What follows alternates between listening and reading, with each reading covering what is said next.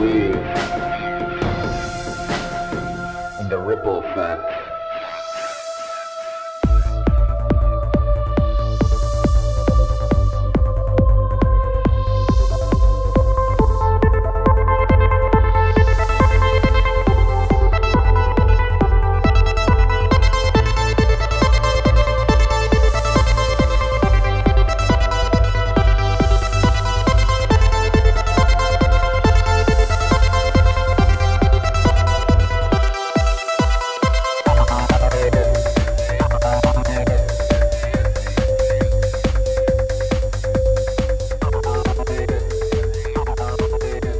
What's up? Another episode of Ripple Effect Podcast. I'm your host, Ricardo Varandas, also known as Ricky Varandas, and today we have a great episode for you. Another roundtable discussion, special Ripple Effect podcast with two great researchers on the topic of OKC, the OKC bombing that happened in '95. The Oklahoma City bombing has always been intriguing to me because it happens to land on April 19th, which is my birthday. I was 10 years old when it first happened, and I think because it landed on my birthday, it just was something that always fascinated me. And I've done one of these podcasts before on the JFK assassination. I had a bunch of researchers on. I did a part 1 and part 2 with people like James DiEugenio and Russ Baker, and it was super fun, did really well. And I want to do more of these in the future on more topics. And this one was awesome. It just turned out to be a great podcast, great conversation. And with two great researchers, like I mentioned, James Corbett of the Corbett Report, who has done tons of work on this topic and has two great videos that I would refer you guys to. One on Timothy McVeigh, his background and who he is, and also one on a officer that had a very mysterious death. He possibly knew too much. So I'll put those in the show descriptions. If you go on our YouTube channel, RV Theory 6, or just look up the Ripple Effect Podcast, you'll find our YouTube channel where you find the video versions of all our episodes. And this one specifically, I highly recommend you guys go and check out, because James and Brock from the Corbett Report, Brock is James's video editing guy, and if you ever watch any of James's documentaries, he does phenomenal work. They offered to put a little extra work and put images and video and B-roll and all this stuff and make it a really entertaining, fun video. And I actually haven't even watched it yet. I just received it, but I'm really excited to watch it. I'm sure it's going to look awesome. But if you go on our YouTube channel, you'll be able to watch that video. And if you want to support us, we have a Patreon page. You can support us $1 or $2, whatever it may be. And what I do for my Patreon supporters is that I let you know about these shows before I release them. So if you're a Patreon supporter, you knew that the show was coming out. You knew who the guests were. You knew when I booked it and when it was going to be recorded. So if you want that type of information, if you find it interesting, it's one little perk to kind of, I guess, show my appreciation for supporting the show. And I think it's kind of cool, because most people don't know about episodes until they're released. To kind of get that information prior, I think is pretty cool. So hopefully you guys enjoy that. Also, if support my guests, James has an amazing website. If you guys are a fan of my show, you know I've been a fan of James's forever.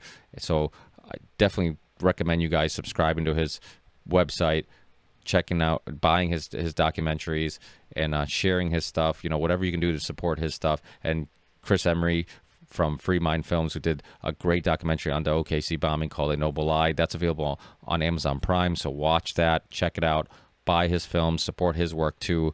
And that's the only way we all keep going, is, you know, people supporting our work. But if you can't financially support our work, please just share this stuff. Put it on your social media, tell your friends about it, send links to it.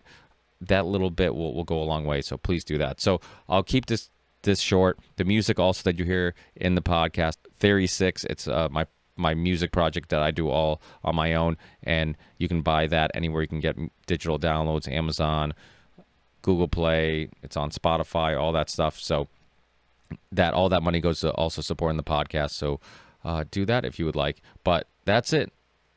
Watch the video, guys. Go on my YouTube channel, and I'll see you guys in the next one. Peace.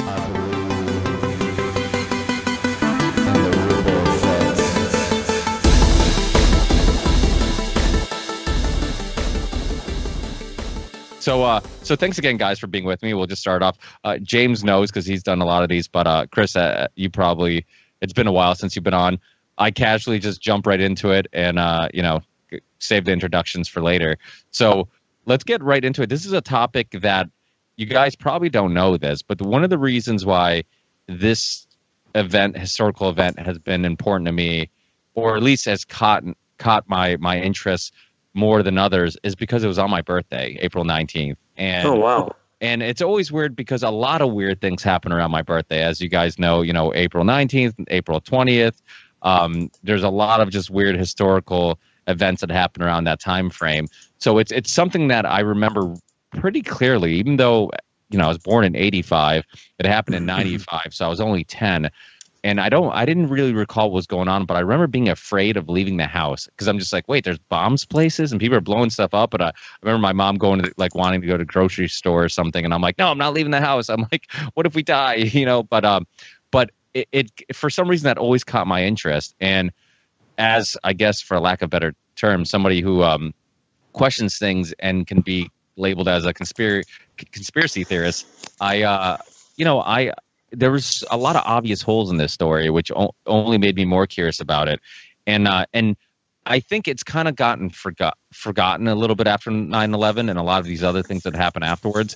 So I think it's important to put some attention on it. I know Chris's film, it was their first film they produced and put together. So I know it's a little older. James has done some older videos, and actually, more recently, I think your short conspiracy theory OKC video came out. But yeah, some of your other work is a little older. But I think it's a topic that really deserves some attention and deserves to be talked about, because I think a lot of times these stories get lost, and it's always about 9/11, and it's always about all these more recent stories. But I think this one is equally as important, and I think really if even for some people, I think it's almost easier to have a conversation about OKC than 9/11. Because it's so obvious, and there's so many eyewitness accounts and so many. We'll get into it, but so for people listening, would one of you guys want to take the lead with maybe just sharing what the official story is and what happened on that day? Sure. I'll do a quick 2-minute summary. Well, it was on Wednesday, April 19, 1995, and it was a clear morning in downtown Oklahoma City. Everybody going to work as normal. And at 9:02 a.m., the official narrative said that a Ryder truck with an 18-foot cab pulled up in front of the AP Murrah building. Timothy McVeigh got out by himself, set a fuse in the cab, which was run through a hole through the cab box by the driver's cab to set off at least 8, if not 10, barrels of ammonium nitrate and fuel oil.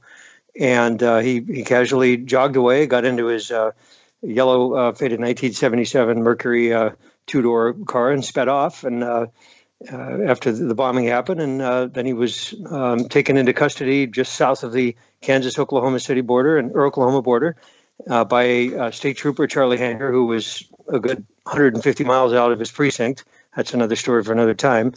And he was taken into custody and remanded to the federal prison outside of Oklahoma City 4 days later, only to be brought in front of a grand jury 10 days later. What the narrative failed to include was the extensive damage to the building. We found out subsequently there were 23 devices in the building. 3 of them went off. The ANFO truck actually exploded 5 to 8 seconds after the AP Murrah building was coming down under controlled demolition from east to west.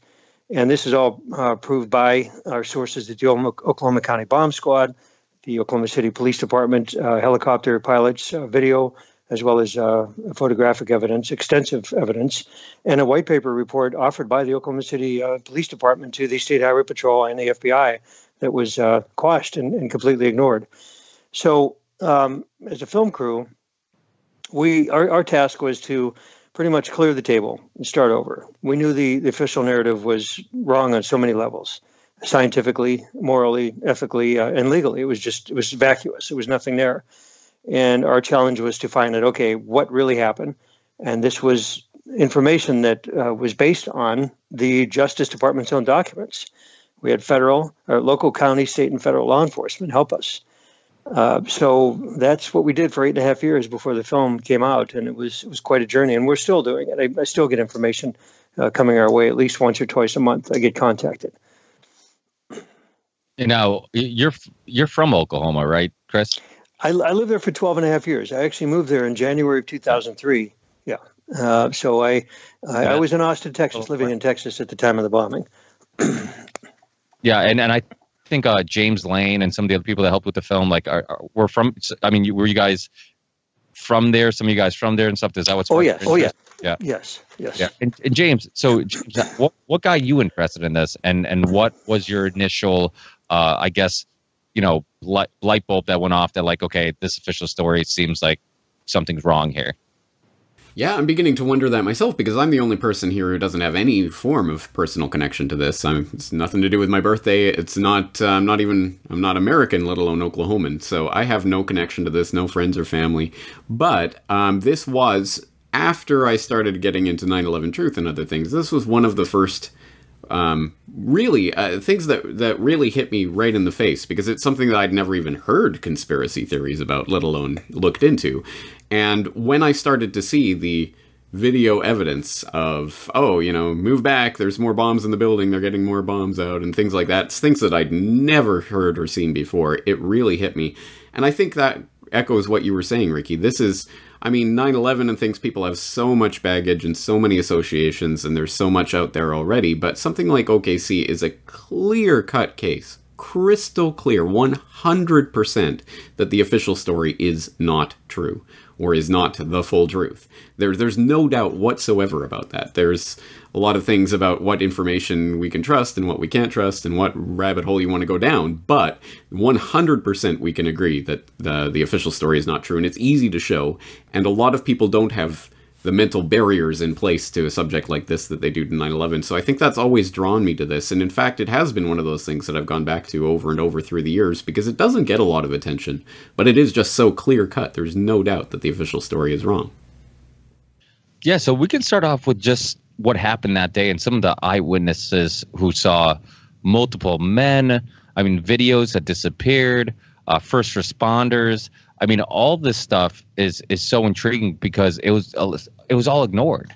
So what's some of the storylines and cases you guys think are the most interesting and most important? Let me start off, Ricky. I want to commend James on the air.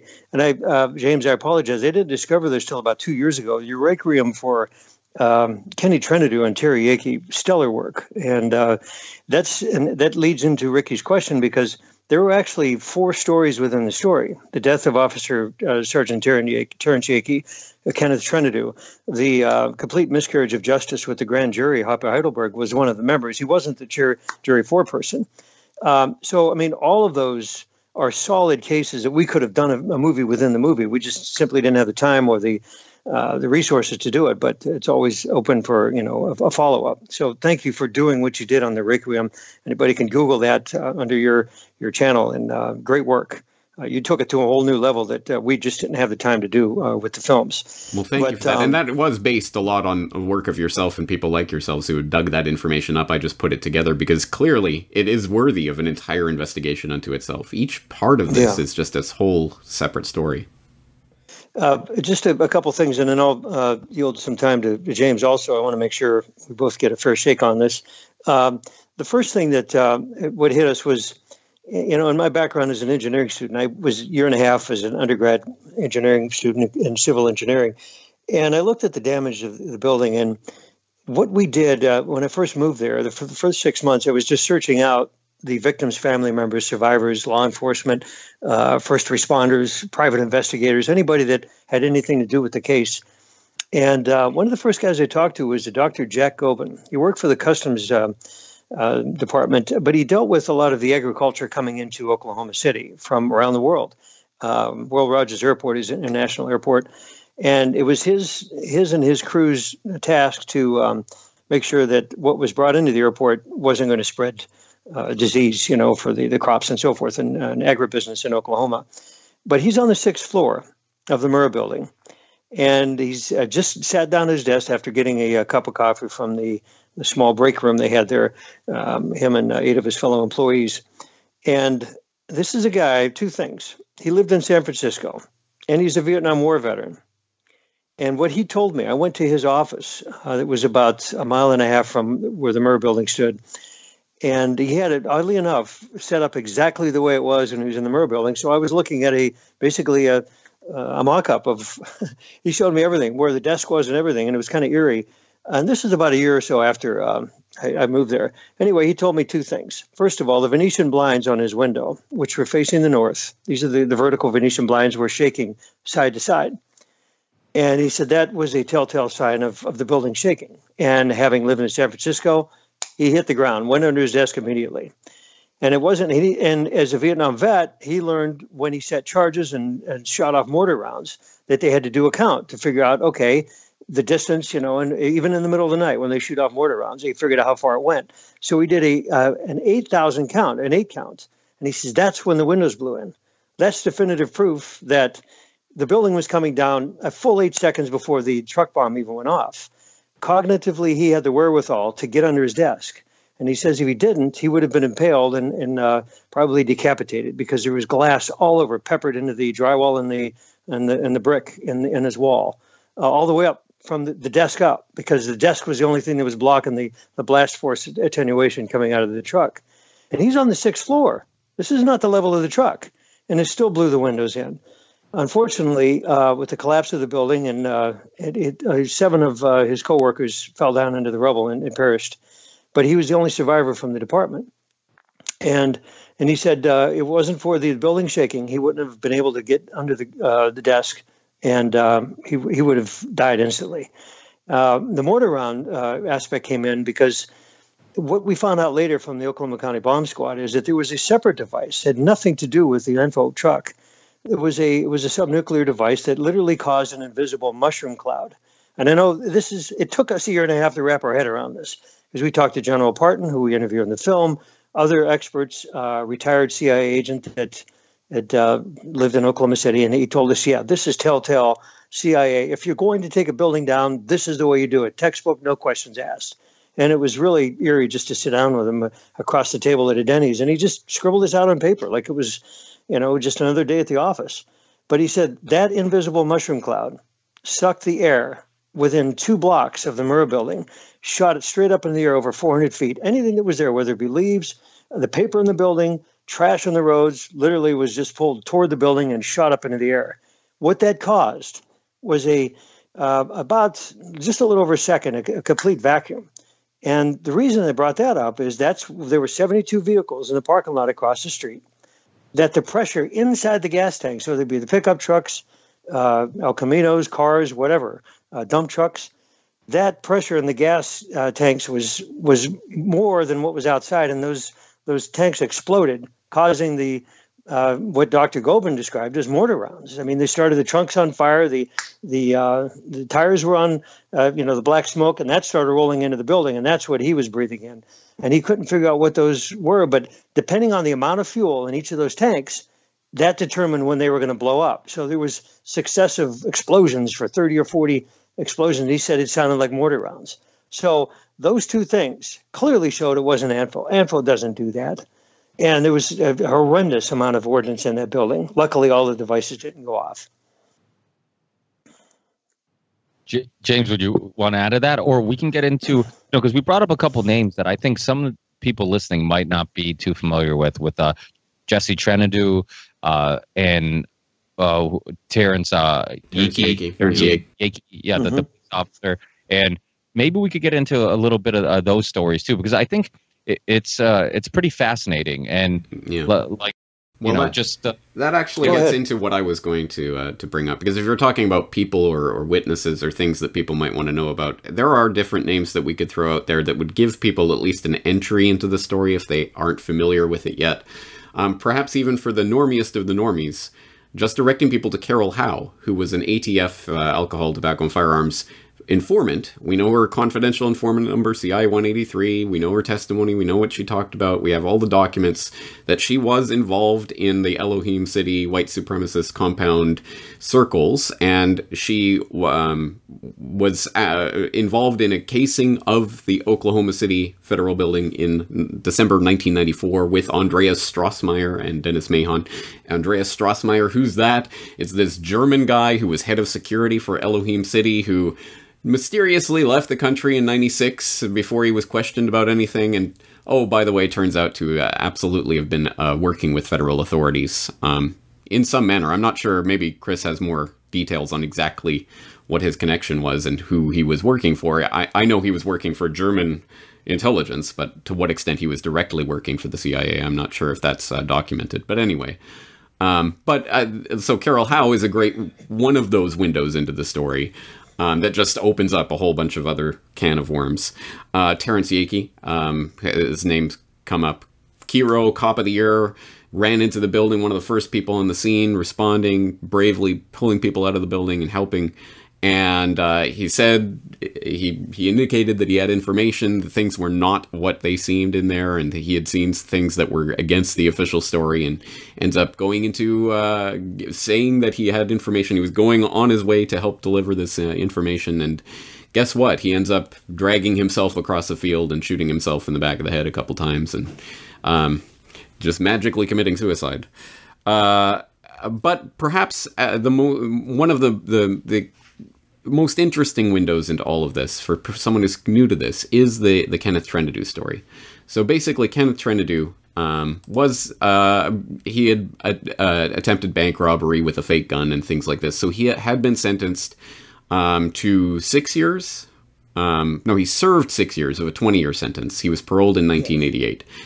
In 95, June of 95, he was picked up crossing the border from Mexico into California, and when he was picked up, they found that he was violating his parole. So they took him in, and he was transferred to the Oklahoma City Federal Transfer Center, which was odd because it had nothing to do with his case. It wasn't the jurisdiction of where his case was or anything like that.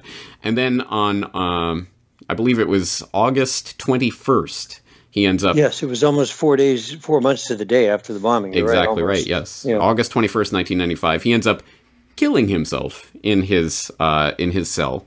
There was... this is the way it was presented to the family. Until the family received photographs of the body, which clearly showed he had been brutally beaten before whatever happened to him. He was hung or whatever. This aroused the attention of his brother, Jesse Trendadu, who was is a lawyer, and through years and years and years of digging up documents and taking the federal government to court, the FBI to court, he has dug up so many different threads in this story, including, of course, one of his fights has been to get the actual video surveillance tape of the Murrah building, which we know exists, and which multiple sources have absolutely attested to shows not just Timothy McVeigh, but a second person driving up in the Ryder cab, and the second person setting the fuse. This was all apparently multiply attested to. There's no doubt that that tape exists, but the FBI can't find it. They say it doesn't exist. He took them to court for years trying to get that tape out of them.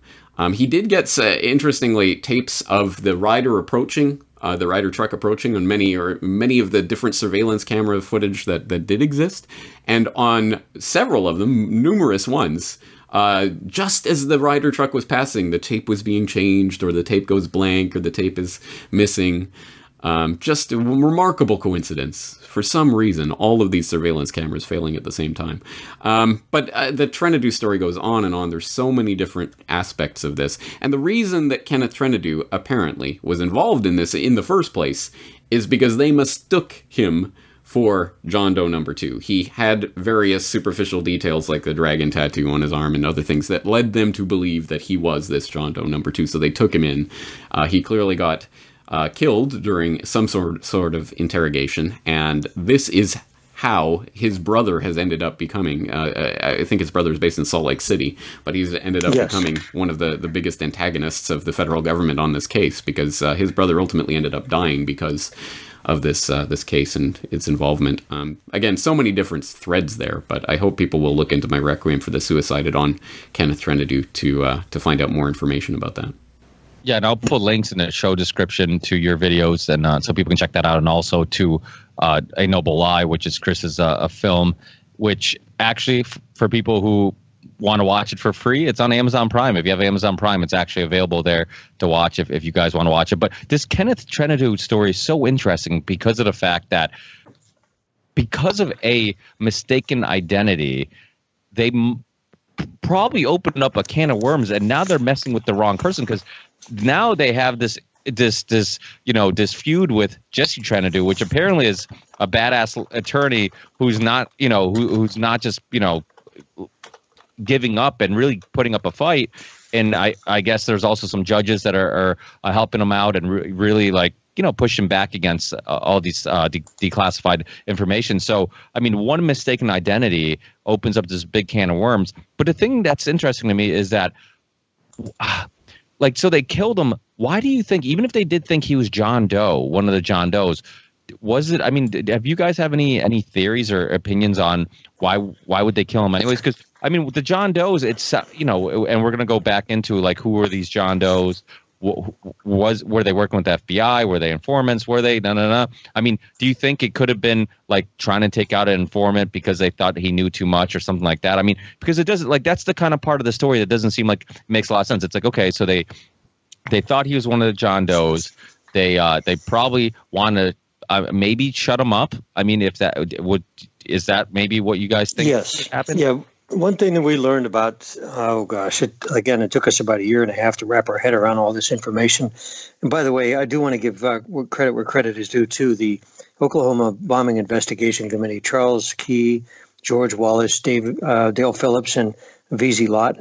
We actually interview Charles, Dale, and VZ in the film. George wasn't available at the time, but those are the guys that really dug into this, and their book was the seminal. That's the source of what we used in the film, and then we were able to expand on that. But to answer your question, Ricky, what we found out was that right as soon as the FBI landed in Oklahoma City, the big shoulders from D.C. come in on the Learjets into Tinker Air Force Base.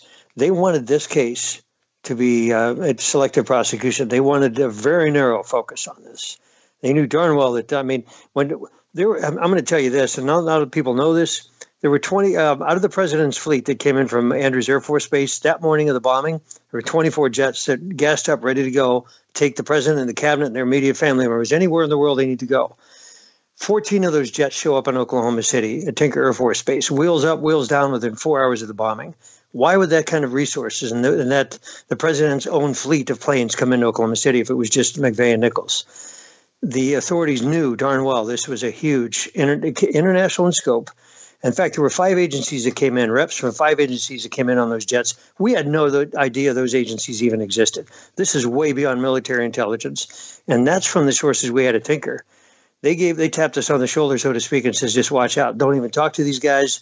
They make the CIA look like child's play. Why would those guys show up? Well, because the case is bigger than anybody would even imagine. And when those guys show up, all right, so to answer your question, they only wanted 2 people, McVeigh and Nichols. They didn't want anybody else. That would have completely screwed up the prosecution's case. The defense would have had a field day with this. And there's a good chance McVeigh would have gotten off. And Nichols was he was set up. He was framed from day one.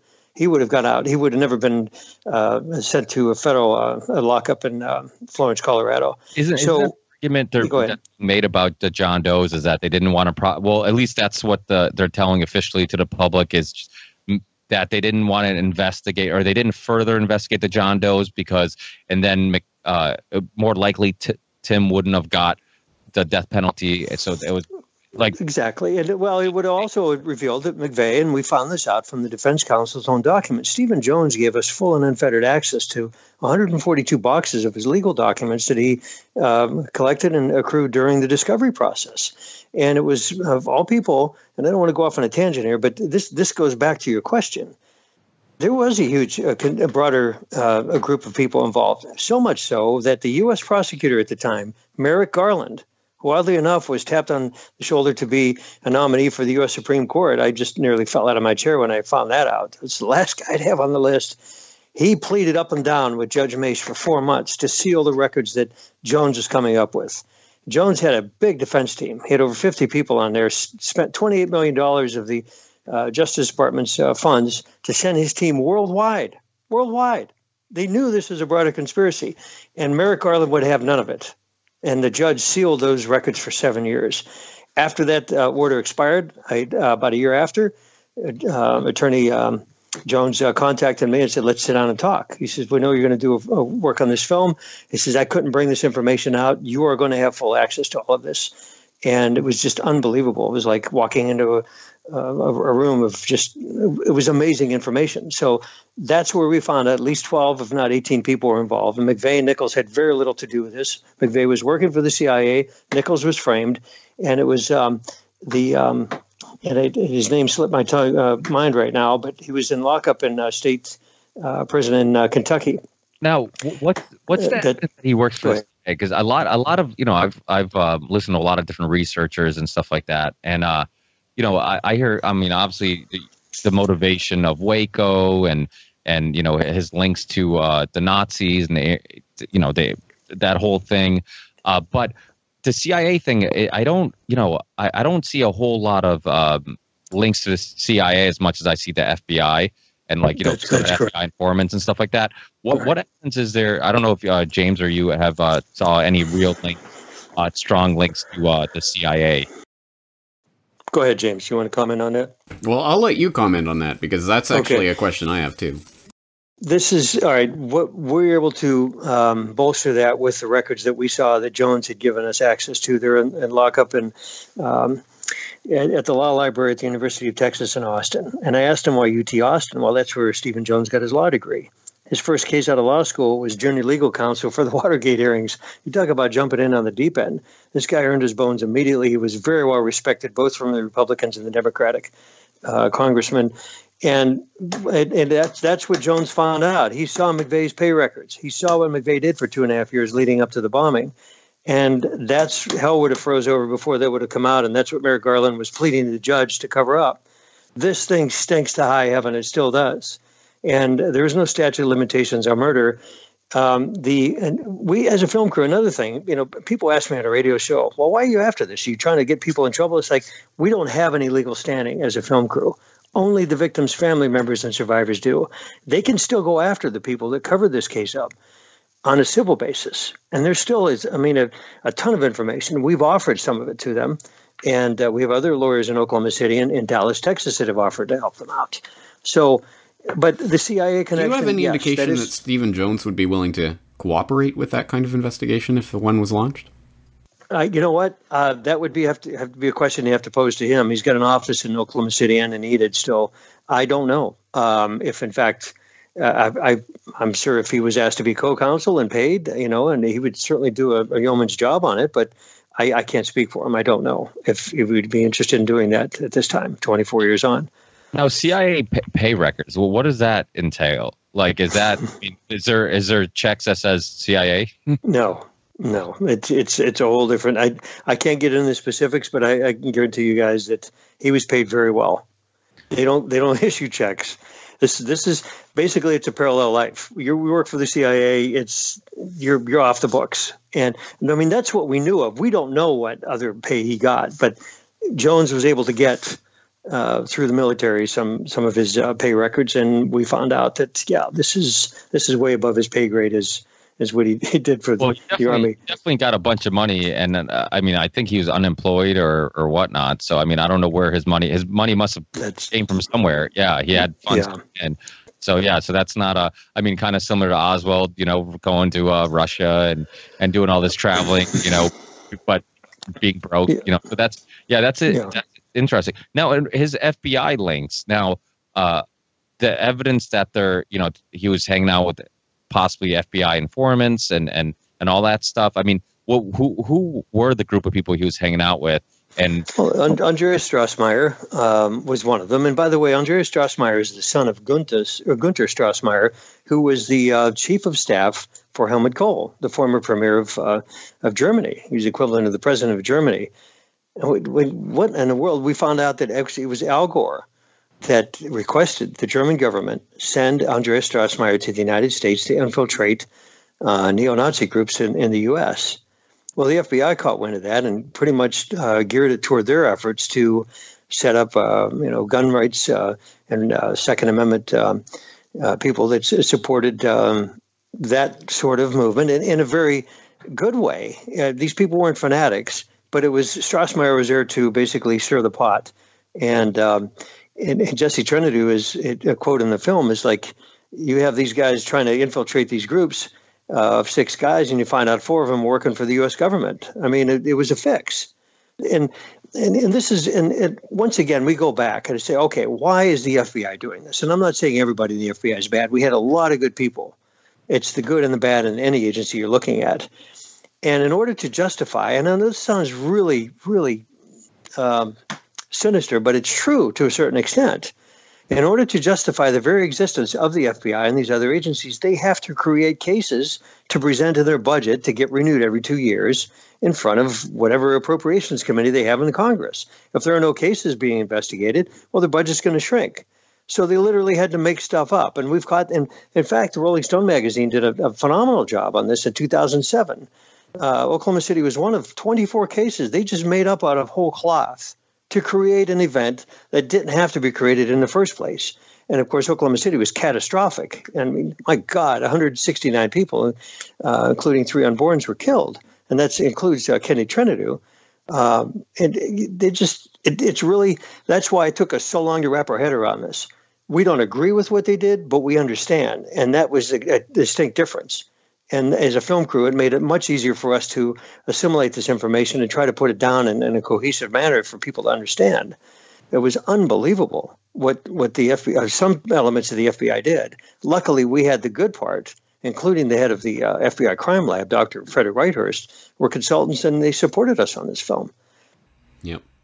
Frederick Whitehurst is another interesting person for people to look into. I interviewed him once several years ago, and he's got some interesting things to say, not only about Oklahoma City, but also the first World Trade Center bombing in 93. Yes, great interview, James. Yeah, you did a good job on that. Thank you. Yeah. Yes, this opens up another window into the story. One of the things that Jesse Trentadue has talked about and uncovered with regards to this case is PatCon, the Patriot Conspiracy Investigation that the FBI did for a number of years in the early 90s. They were investigating the white supremacist and militia movement in the early 90s, by which, of course, we mean infiltrating, planting agents in, and radicalizing and involved in various plots. Jesse has said that Ruby Ridge was a PatCon operation, Waco was a PatCon operation, and he believes Oklahoma City was a PatCon operation.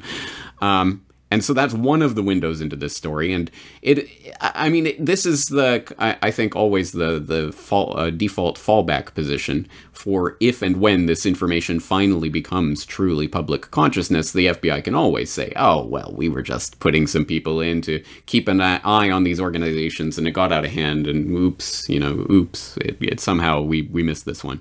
That will always be the fallback to this. I think obviously it goes deeper than that, but that's interesting.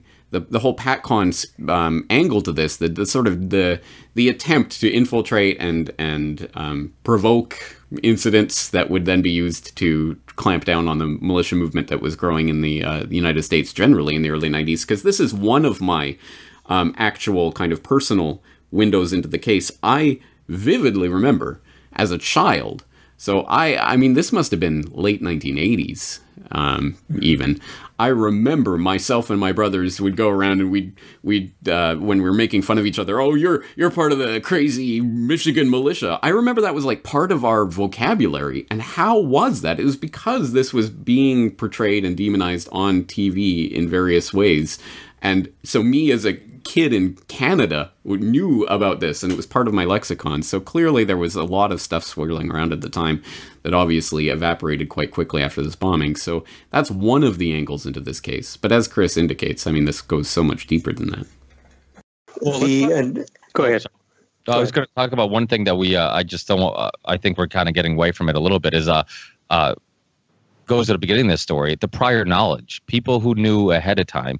I think that's an important thing. I mean, if the goal was to kill people who work for the government, like the ATF, he failed because there was no ATF people there. So do you guys want to get into that? Yes. In fact, there was a secretary She worked for the Secret Service and the ATF. She was the only one in the office that day, and the only reason she came in was to do some paperwork for the Secret Service that had quite a few meetings set up for that week. I've talked to the daughter of that secretary, very well respected by both agencies. And the daughter found out from some of the coworkers that really had a lot of respect for both from Secret Service and ATF that, ATF was, the pagers were blowing up that morning, and they told not to come in. And the kids, the employees' kids in the America's Kids Daycare Center on the second floor were also not showing up. And so lied about it, right? They said something about being in a elevator, and then yeah.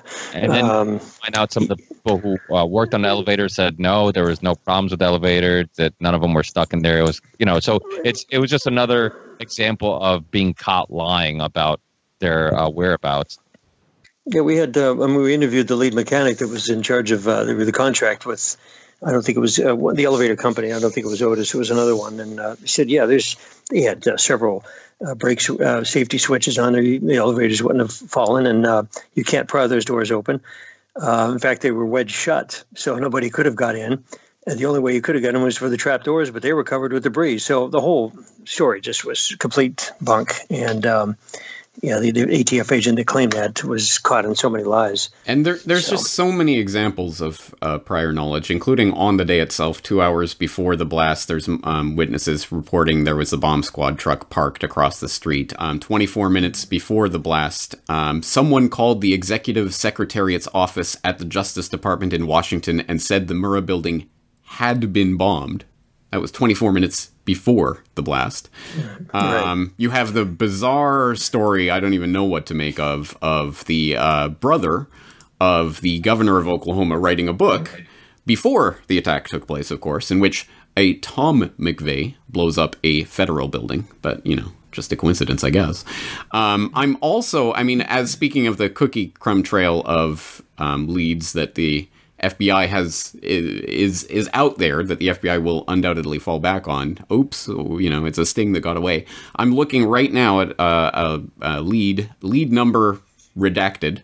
I'll send you the link to this, Ricky, so you can put it in the show notes. But it says, based on a request for contact, special agents redacted, contacted, redacted, protect identity by request. At this time, redacted provided a 2-page document which bore indications of being faxed. Redacted stated that Redacted contributed a considerable amount of knowledge and information to this article. Redacted related that this document contained information which would remove all doubt that the ATF and the FBI had prior knowledge of the bomb which destroyed the Alfred P. Murrah Federal Building in Oklahoma City on April 19, 1995.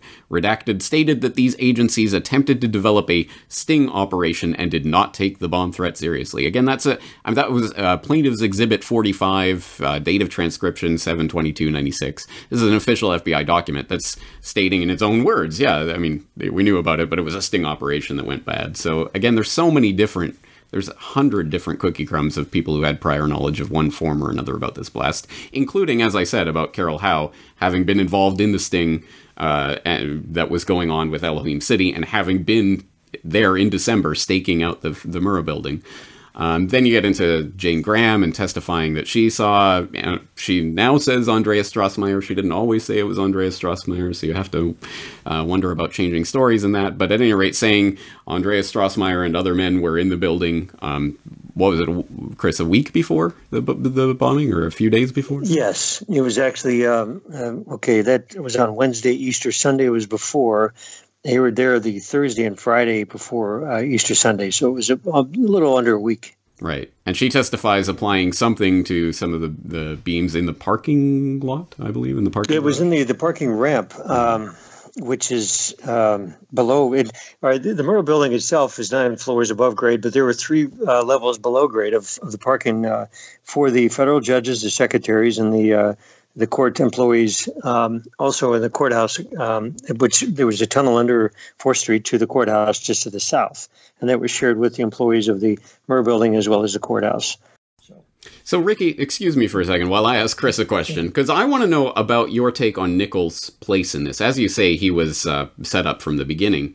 But, clearly he was involved in some way with McVeigh, and they were involved in something. But what was Nichols' really involved in, and how much did he know? As people may or may not know, in his declaration, which I got posted to my website, again, I'll send you the link, Ricky, if you need to put it up, that he said that McVeigh admitted he was being directed by someone he called the Major, and that Nichols identified as Larry Potts. But that's correct. What do you know about what Nichols knew, and how much did he know?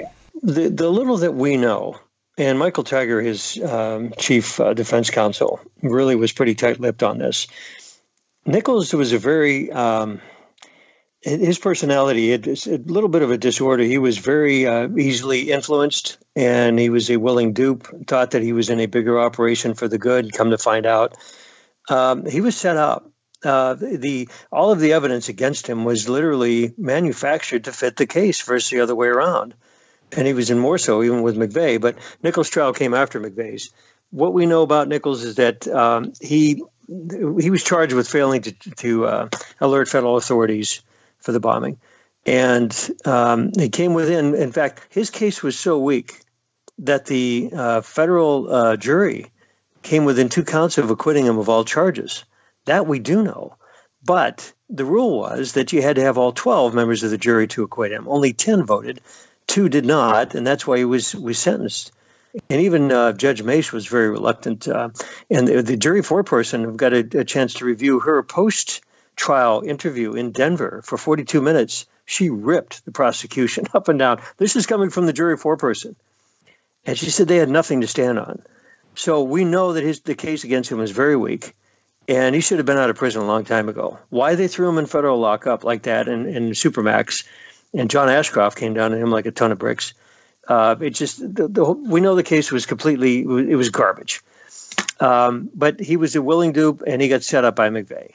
And unfortunately, he took the fall. And we wish we could have got more records. Even Stephen Jones says he asked Michael Tiger for some of the records on our behalf, and Tiger just said, no, sorry, can't do it.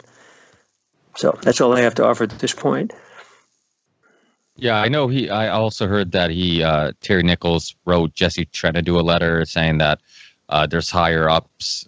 Oh, absolutely. In fact, let me, if I can take 2 seconds to share something with you. Jesse was before the only people that could visit Nichols in the federal lockup was immediate family members or legal counsel that was on record before he was sent to prison. Well, it just so happened Jesse Trentadue did help him out on some stuff before he was sentenced. So he was still allowed to go in. What did Jesse do? He goes in there and talks to Nichols at the federal lockup, but he had an FBI minder in the room. And it's like, well, so much for attorney-client privilege. FBI said, nope, sorry, it doesn't exist here. You're in BOP facilities. He's like, no, that doesn't.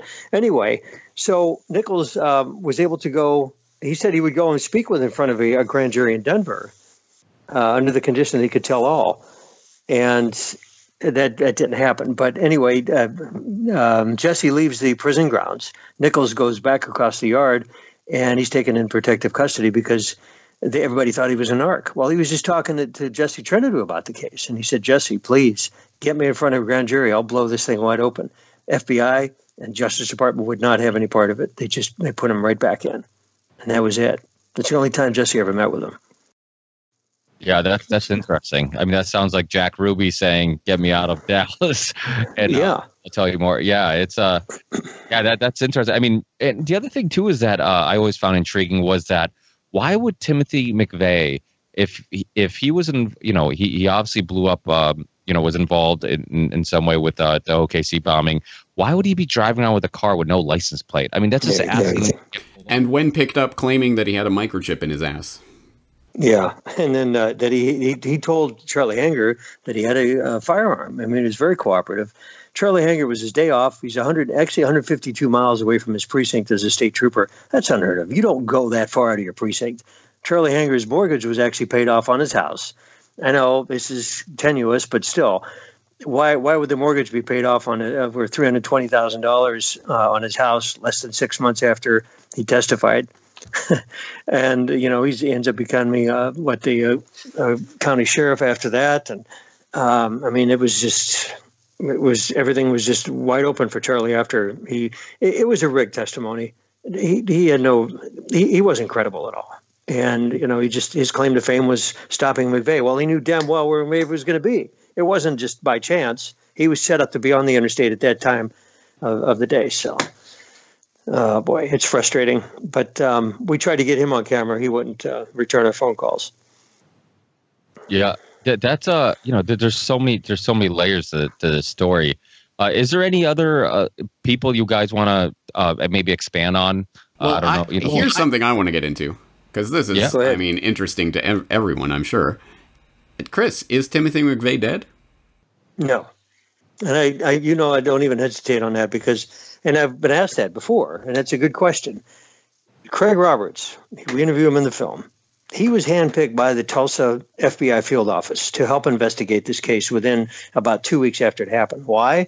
Because Craig had a good working relationship with a lot of the folks in Oklahoma and Arkansas, mainly in Oklahoma, that happened to be gun rights activists that were very level-headed. These are, so what if they're from the rural community? I mean, they had their heads screwed on straight. They knew what was going on, but they knew Craig could get into certain areas that the FBI wouldn't have access to, and to certain people.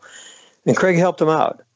But he and I talked about this. In fact, the first time I met him was about a month after I moved to Oklahoma City. I took him out to lunch in Tulsa. And I looked at him point blank. We were at a equivalent to a Denny's for about 2 hours. And I looked at him and I said, "Do you think McVeigh's dead?" And he didn't even hesitate. He says, "No." He says, "You work for the CIA. You don't kill off your assets. That's the last thing they want to do. And you'd have a hell of a time recruiting for the CIA if you're killing off your assets." McVeigh was set up to do this job. It wasn't supposed to go live. It did. It was a catastrophic breakdown in communication between the different agencies, turf wars, ego wars, you name it. Everybody wanted their own budget. It was disgusting the infighting that was going on behind the scenes. And this came out after. We found this from the Highway Patrol and the county sheriffs and the Oklahoma City Police Department and the OSBI, which is the state counterpart to the FBI, and even some people that helped us from the FBI field office. They said, yeah, it was a sick convolution of ego and everything. But Craig says, no, there's no way. And the fact that, get this, James Nichols, Terry's brother, was actually good friends with McVeigh's birth dad, even though McVeigh's mom and dad divorced when he was young.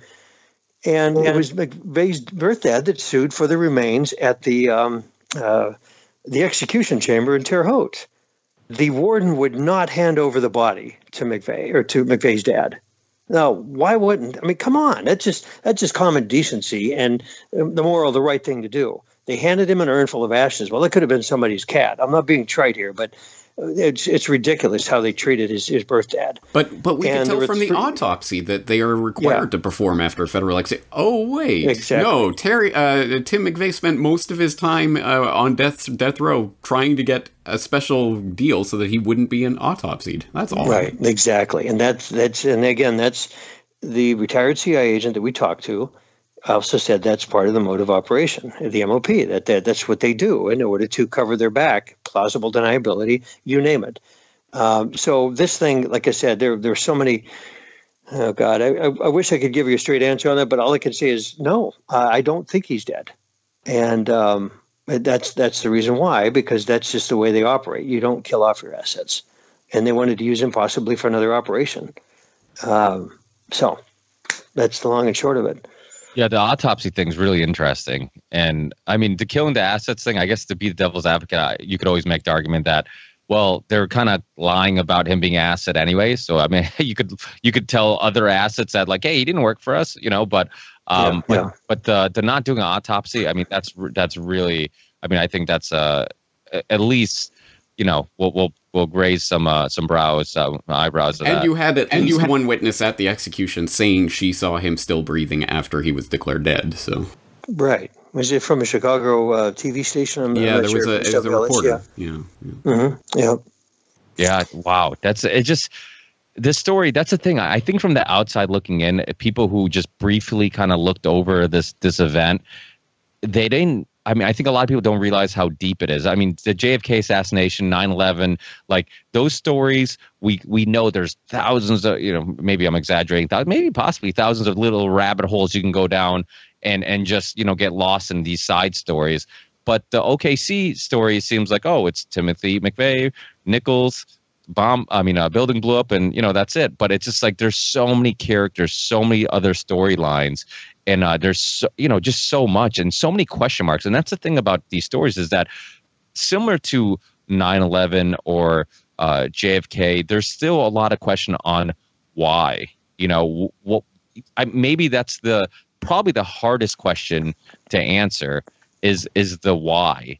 And what's your if one of you guys want to take the lead on maybe giving your opinion on why you think this happened? Why was it for some other reason? Did people try to just capitalize on it, or was it a actual plan to try to, use it as I know you talked about PatCon, but was it only to demonize maybe the right or these militias or maybe the Nazis or or was there? How about I give my take first, and we'll see. Chris will see if how correct I am. This to me seems like an operation where, as Chris has said, there are good people in these various agencies, and then you get caught into these turf wars and the whatevers, and suddenly this thing happens. But I think above that, there was elements directing this, and specifically at the Oklahoma Federal Building. Again, this is speculation, but it is my understanding there were a lot of important documents that were kept at the Oklahoma Federal Building, which were destroyed, of course, and of course all the evidence completely destroyed by Controlled Demolition Inc. in the wake of this. So I think there were elements above this that were puppeteering it, but there were people who were actually involved in this on the ground that were doing what they thought they were doing. They were stinging Elohim City and these white supremacists and these bank robbers and all of this, and it got out of control and went live. That's the point at which I think the control comes in. Oh no, this isn't a sting. This isn't a test. We're going live with this. And that a lot of people who were involved in it in one way or another see that suddenly, oh, this thing that we were kind of setting up, oh, it really happened. Oh God. And then everyone's motivated to cover it up, regardless of whether they were knowingly involved in it in the first place or not. One thing that it was a struggle for us when I moved to Oklahoma City. It took me, I'd say, the better part of 5 months just to wrap my head around. There was still an undertow and an animosity between the local authorities and the FBI field office in Oklahoma City and their bosses in Washington, D.C. You have FBI agents coming in, and get back to your question here in a minute, Ricky, to come in and tell the locals how to do their job when their good friends and some of their family members and cousins were killed in the bombing. Are you kidding me? I mean, it was just the hubris and the arrogance was just way off the charts. But what I found out from a DEA agent, she was a survivor on the 7th floor. She was in charge of the locks and the security system in their safe room. What they had in that safe room was, we're talking not hundreds of thousands, but millions of dollars in cash, contraband, drugs, firearms from a huge drug case that was due to go to court on May 10 of that year. And bombing happens on April 19. And there were 23 people indicted. They were in custody at the federal prison outside of Oklahoma City. In fact, the same federal prison that Terry Icky was found a mile and a half from when he perished a year and 3 weeks after the bombing. It was the El Reno Federal Prison. Anyway, they're in custody awaiting trial. All of that evidence was destroyed. 6 days after the bombing, the indictments were dropped. These people were let out of custody. So, and one thing is, a film crew, he says, all right, obviously, like we said at the beginning of the interview, the narrative makes no sense. I mean, it's the equivalent of, James even said we were on an Alex Jones show, it's the equivalent of the Wile E. Coyote tiptoeing into the AP Murrah building with an Acme bomb. It's that off. There's no credibility. So he says, all right, why was this building blown up? Who stood to gain and who stood to lose? And as soon as I found out about all that evidence in the DEA safe room on the 7th floor, I thought, oh my God, okay, that's flag number one. Flag number two was the documents that James alludes to. We had tried to search for proof of that. We did see some in a video that was shot by the county sheriffs, some CIA documents that were in the Murrah building. Well, they never had an office there. Why would the CIA have documents in the building? Again, flag number two. Flag number three was that Bill Clinton, of course, was in office at the time, and his records, him and Hillary, and a lot of people don't know this, he and Hillary were due to be brought before a joint House and a Senate subcommittee on the corruption between the Whitewater money laundering, and a lot of what he did as a governor and attorney general in Arkansas. It was so over the top. The senators, even the U.S. reps and the senators, says, no, we can't look the other way anymore. We got to indict this. This is way over the top. Those documents were in the building, and I think that's what James alluded to. So there were several things going on at once. There were several parties that had a vested interest in having that building come down. Had nothing to do with the sting operation. And so that's more of a plausible trail that we followed. Yeah, and once we that found lines out, up with an analysis that I have on so many of these different events, which is that people are always looking for the one why behind an event like this, but I think an event of this size generally does not happen because it suits one person's interest for one specific agenda. It's generally when a number of different agenda items come together at a spot, suddenly you see something happen there. And I think that we could apply that analysis to 9/11 and many other events, but with OKC as well. I don't think there's one singular reason. I think there are multiple reasons that happen to line up. And then afterwards you get people jumping on top of it as well. Like Biden, of course, coming out with the legislation that eventually gets passed the next year that he takes credit for to this day as being the real genesis of the Patriot Act. Well, we really passed what became the Patriot Act back in '96, and it was, the crime omnibus. It was the beginning. And exactly, and even General Parton, who we interviewed, said we didn't need that bill. There was already plenty on the books. It was overkill. It was completely ludicrous to even enter that legislation. So Biden may have. Who knows who asked him to, co-author that or, run that through the chain of command in Congress. But you're right, James. It's mind-boggling. There were times, and I want to tell you this, guys, on a personal note, that I had to leave town just to clear my mind. It was so far down the rabbit hole. Stuff that we were coming up with, I thought, my God, what country am I living in? And I'm not sounding, naive here, but I couldn't even fathom some of the stuff that we saw in stuff that our sources at the airbase were giving us that we couldn't even put in a film because people thought, and I'm not being trite here, they thought we probably would smoke and crack if we put this in the film. It was that far off, but it was credible. We just had to be very focused and very, how do we say this? Had to keep it into a level that people could understand, straight out of the gate. We don't want to go too far ahead of the game. And there's still things that, 6.5 hours of footage we shot. We had to narrow it down to 2 hours. So we could do probably two more movies and then expand. What might be in there? Well, again, we want to expand on McVeigh's, what he did with the CIA. The stuff he got away with was amazing. The resources we had to get from point A to point B. And again, we alluded to this in the film. He was on the General Schwarzkopf security detail in the first Persian Gulf War. That never came out. Can you imagine? Well, it eventually came out. I think biography, even the biography channel eventually noted it. But, right. It took a while for people to find that out. But he got rejected from the Special Forces, and that was that. And he became a lonesome loser who traveled around the country. Yeah. Oh, my God. And the whole connection to Waco, that was just a cover story. He was sheep-dipped. That was already manufactured years before. Probably even Waco happened, but that's speculation on my part. And what they do is they'll set these things up 6, 7, 8 years ahead of time, and then they'll greenlight it when they need to be greenlit. It'll go live. But it's just one of many things that happen, as you know. So anyway. Yeah, what bothers me, and being parents here, is the fact that there's a daycare in there, and people lost their children. And the fact that there's firefighters that talk about rescue missions, like they're in there, and like 3 or 4 separate times they called off the rescue mission because they said there were bombs are going to go off, and there's people that could have been, saved and weren't because it was called off. So many people lost their lives, and the children. And I hear some people, some researchers talk about possibly the rescue missions were called off because it was helping the ATF get some bombs or something out of their office, something that shouldn't have been in there because they could have got in trouble for some stuff. I've heard that. Go ahead. No, I was just going to say I heard that theory. There are two things that we know for sure. Don Browning, who we interviewed in the film, was one of the canine officers. Had a great dog, and he was on the South Plaza. The north side of the building is what was blown out, and he was tasked to go in and look for survivors, people that were under the rubble, reaching through, literally. And guys, for lack of a better term, the raw footage that I saw on Beta Masters that was shot by the local PBS affiliate, Channel 9 out of Tulsa, who had stringer photographers down there, 2 3/4 hours. I mean, this stuff looked like something out of the Walking Dead episode. I am not exaggerating. They were coming out of there with their arms gone, the hands gone, part of the face is gone. It was like, wow, this is horrendous. And they were so hopped up on adrenaline, they did not know that they were severely injured like that, trying to help their fellow workers get out of the building. It was astounding.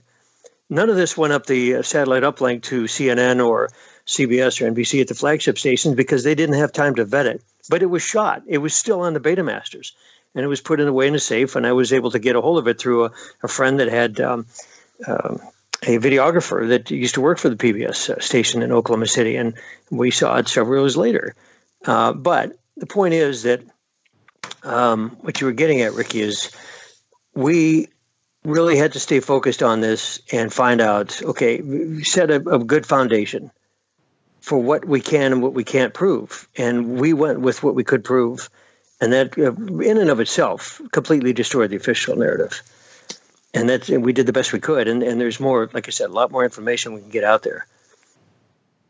And to I guess to steal the name of another Oklahoma City book that's really good, Oklahoma City, What the Investigation Missed and Why It Still Matters by yes. and Charles. That's a question I kind of want to ask too. Is I have my opinion, but why do you? Yeah, there it is.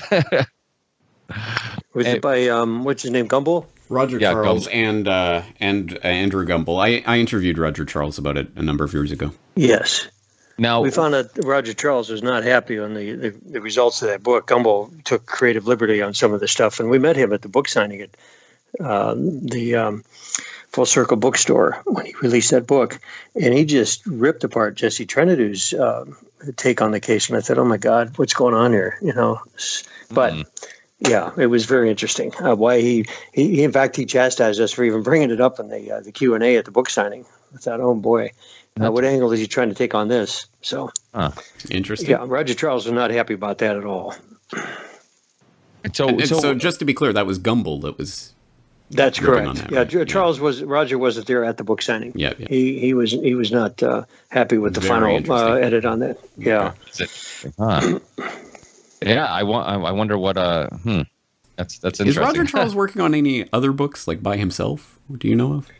I talked to him about a year ago, and he was working on something with a writer out of England. I don't know how far along they got, but we had a good chat. Go ahead. I heard an interview with Richard Booth and Scott Horton not too long ago, and Richard Booth is really, I mean, he's going real deep in this and doing a website, and he's also doing a book. And I know that he mentioned that Roger Charles is also doing a book. So I mean, Richard Booth's another one who's doing great research and great work. And I mean, there are so many. He's launching a site like of all the documents and everything. Right. Yeah. That hasn't actually launched yet, though. No, but if you want to get to it, if you email him, he will let you have access to it. Scott Horton's another one who's throughout the years has showed much interest in the OKC. Yeah, Scott's done a great job. I was very honored to be on his show several years ago, so I commend him for his work too. Yeah. It's not a whole lot of people, who researching this stuff, which is why I wanted to do a show on this.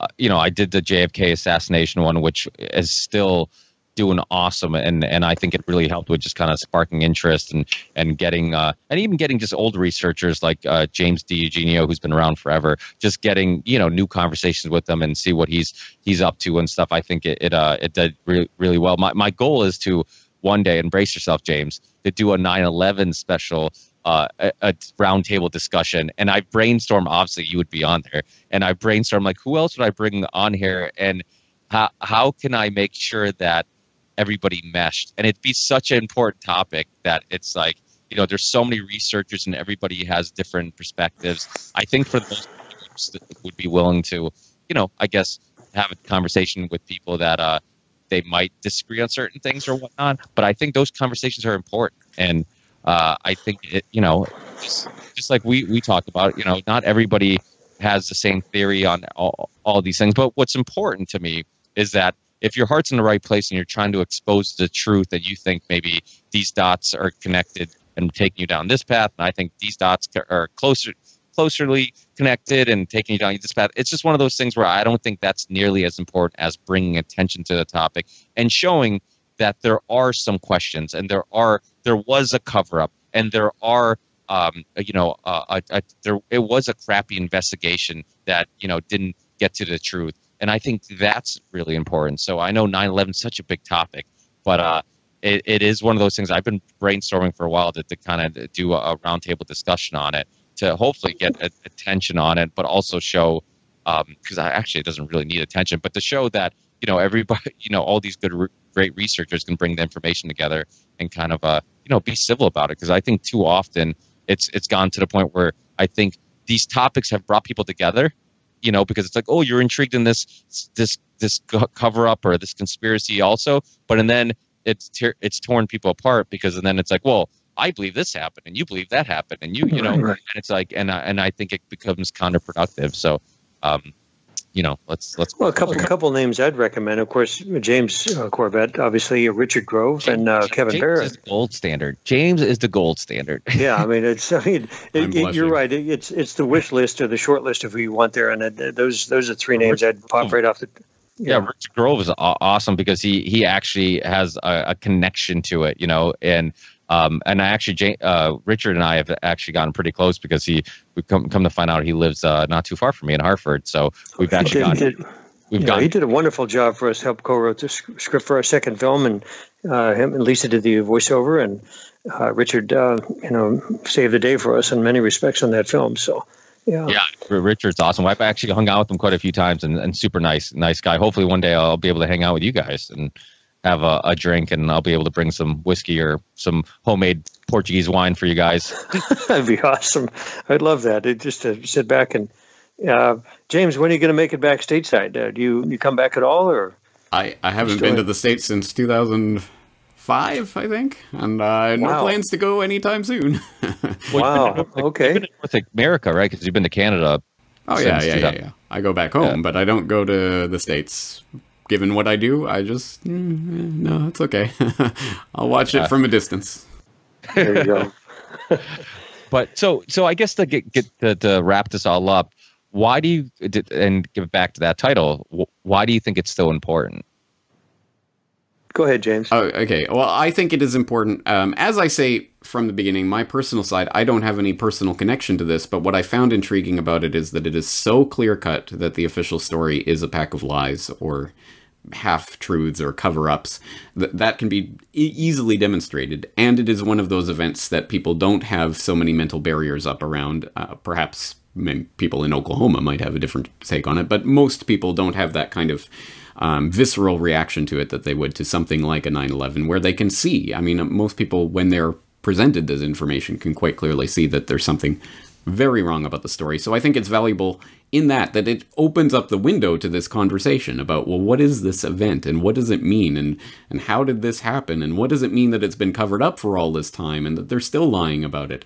I think it's just very interesting as a window into that. And of course, I mean, bottom line, it's still justice for all of the people who were killed that day, including people who were killed afterwards, the Yankees and the Trenadoos and other people who were collateral damage. I'm sure some intelligence agency would refer to it in these cases. So justice is obviously the root of all of this, but also just on the wider perspective, it's a fascinating study of something that is clearly a cover-up and that you can clearly and easily demonstrate is a cover-up.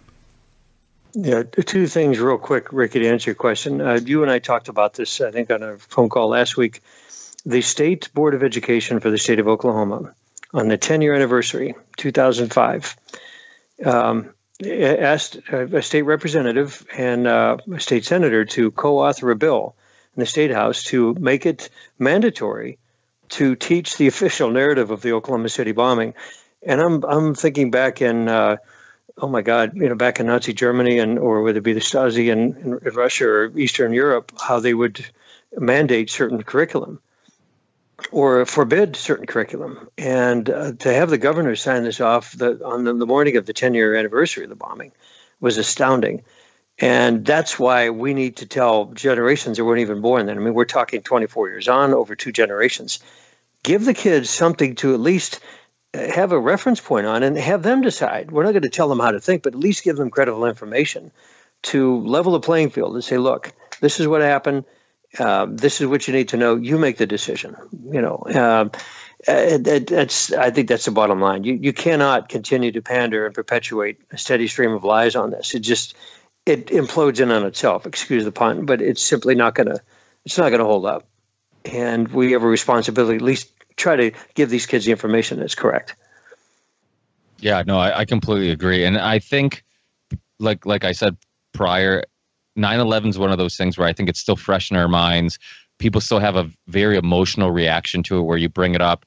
And the first thing you want to do if somebody questions the official story is that you want to just get emotional, you get upset and whatnot. But OKC is just far enough in the past where you bring it up and people don't have that emotional connection. And I think it's probably much easier to look at it logically instead of emotionally.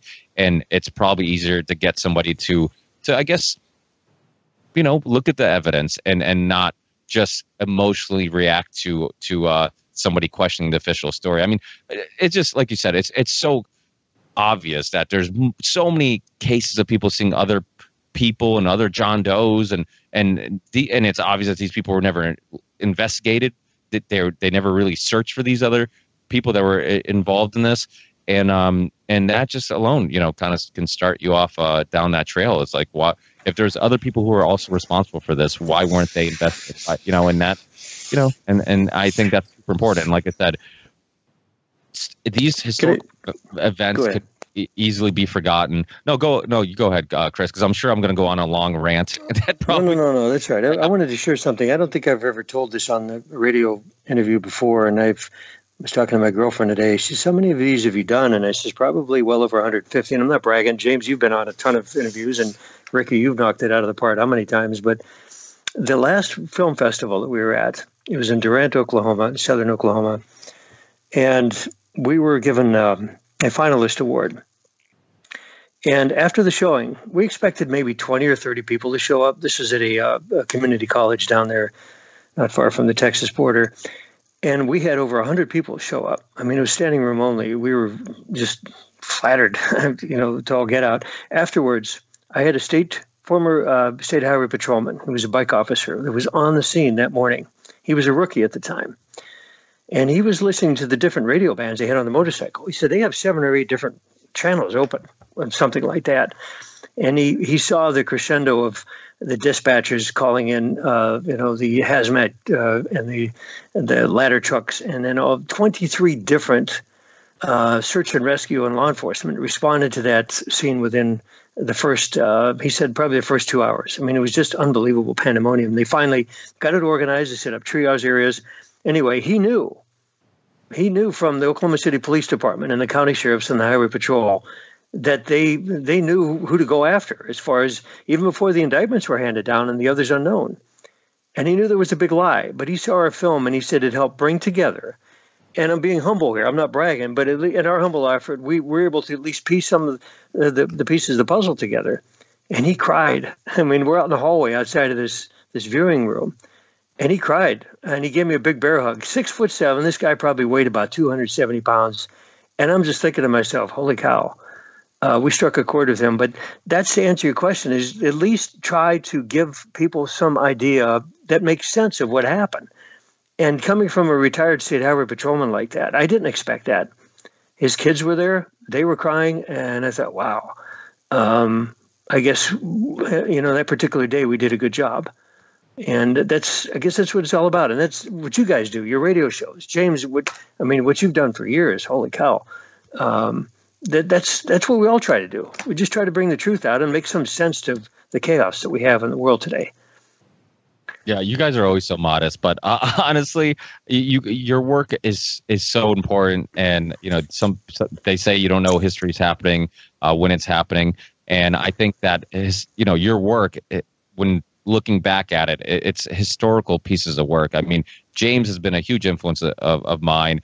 Chris's documentary at Noble Eye was I think the first documentary I ever watched to really open my mind to the OKC bombing, and it was really influential in me going down that rabbit hole. And it's it just can't be said enough how important both of you guys have been to the whole movement and just helping people like myself. I mean, this podcast wouldn't exist if your documentaries didn't exist, if James's podcast and his website didn't exist. I mean, it's been such help with just helping me just expand my thinking, my perspectives, and really question things. And sometimes just scaring the shit out of me, to be honest with you, because I hear you. When I first start going into this and getting involved with James's work and really get deep into some documentaries and research, I was a little paranoid. I start, and now I'm much more comfortable because I'm just like, well, it is what it is. But it's one of those things where initially I think it's scary, and I can see how when somebody first has these conversations or first watches one of your films or documentaries, you get that sense of everything is a lie, and it can be a little scary. And some people, ignorance is bliss. Some people would rather just be like, you know what, I'd rather not go down this rabbit hole. I'd rather just live my happy life the way I was going and not know all this other stuff is going on and all this other manipulation and brainwashing and these other people are pulling the strings. And I think it makes you feel like you have zero control of your life and what happens around you. And I think that can be scary for people. So. Yeah. By the way, James, I want to let you know on my cell phone, I have the links to both your 9/11 summary and the Oklahoma City summary. And I got a kick out of you put them both together. And people ask me, well, give me a quick summary. Bam. I'm sending those links out immediately to them. It's phenomenal. Glad to hear that. That is, I hope at least get some people to dip their toe in these waters, because there's just so much. And I know people spend, decades of their lives researching this. So to try to encapsulate that in 5 minutes is a tall order. But it's one of those stories. Again, the official story is so stupid that you almost have to laugh at it if it wasn't so tragic. You have millions of views, I think, at least on the 9/11 one. I mean, you blew by that threshold years ago, but it's amazing the response you got on there. So anyway, gentlemen, I'm sorry I have to hop here. Yeah, I got to go just too. A few minutes, but right. We all got. Okay. I'll let everybody know in the intro. Well, you can get James's stuff on his website and everywhere else. Just look up OKC bombing on his website. All his videos will come up. I'll put links in the show notes. Obviously, the Noble Eye, which I said in the beginning of the podcast, is available on Amazon. Please support these guys. Please, please, please. I've been supporting James for a long time. Even if it's just $1 a day. I watch Noble Eye sometimes when I'm not in the room, just hoping that they get money because it's playing. Oh, no, thank you. Yeah. And it's freemindfilms.com, and right on the homepage is links to all 3 of our films on Amazon. Thank you for that. Hey, thanks, guys. Really appreciate your time, and we'll talk again. Take care, guys. God bless. Thank you.